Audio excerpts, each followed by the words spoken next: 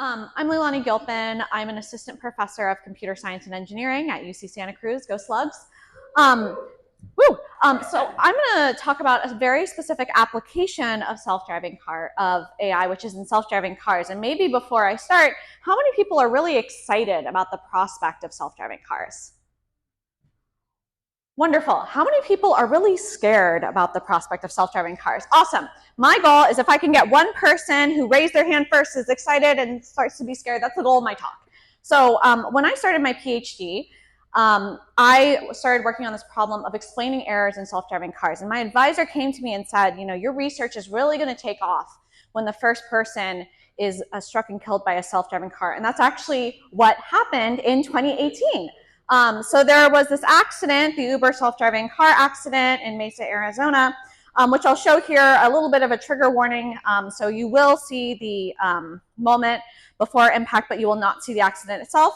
So what you'll see is that the self-driving car is going very quickly, 47 miles per hour, and then it struck and killed the pedestrian, which was carrying a bicycle. What actually happened in that case was that the vision system was unsure of what it perceived. It thought it was an unknown object, but the LiDAR system had actually detected that with enough time to stop. And so what my research is all about is how do we handle these multiple modalities and how do we get them to explain themselves so when they get in these types of accidents, we can actually explain what they did and try and make them work better moving forward. And so Doug came to me and said, you know, can you talk about some of the work going on at UC Santa Cruz and can you give demos and videos? And so I'll be doing that for the rest of the talk. So here I'm going to show actually a system that we built where we simulated the Uber self-driving car accident, which you just saw. You see a self-driving car going down the road here. You'll see a pedestrian in red crossing the street. The car starts to swerve and it explains. It says the vision system here, the camera is unreliable, but the LiDAR had detected a large moving object.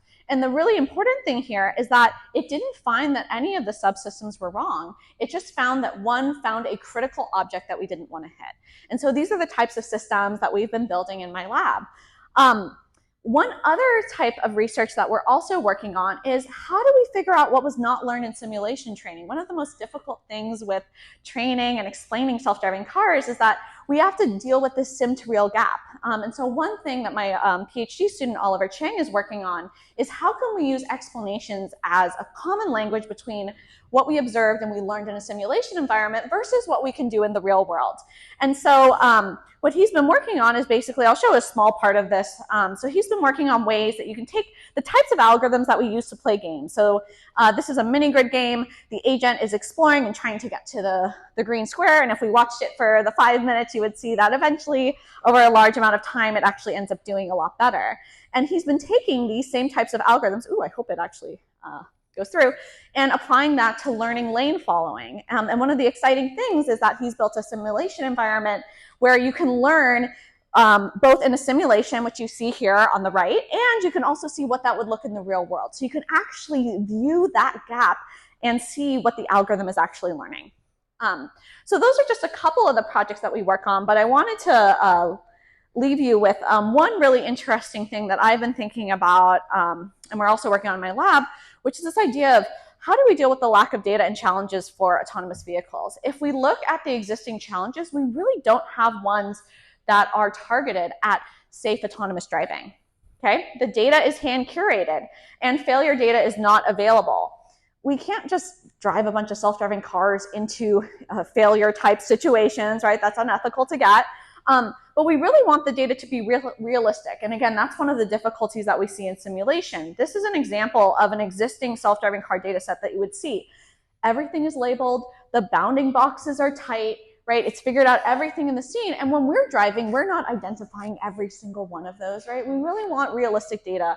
And so one of my master's students, Shenji, came up with this idea of how can we use content generation to be able to generate these anomalous scenes. He came to me and he said, I have this wonderful idea. There is a Reddit thread called Idiots in Cars, and I think that we can generate it.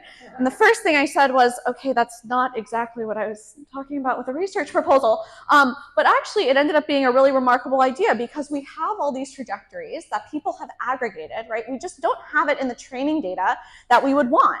But if we can learn that trajectory, we can actually put that on top of an existing autonomous vehicle data set that we have. So this is called the Danger data set. It's open source. Perfect timing. It's open source and we released it. And again, it's sort of inspired by using these types of content generation tools to paint on top of existing car data sets. And I'm happy to talk about that a little bit more later.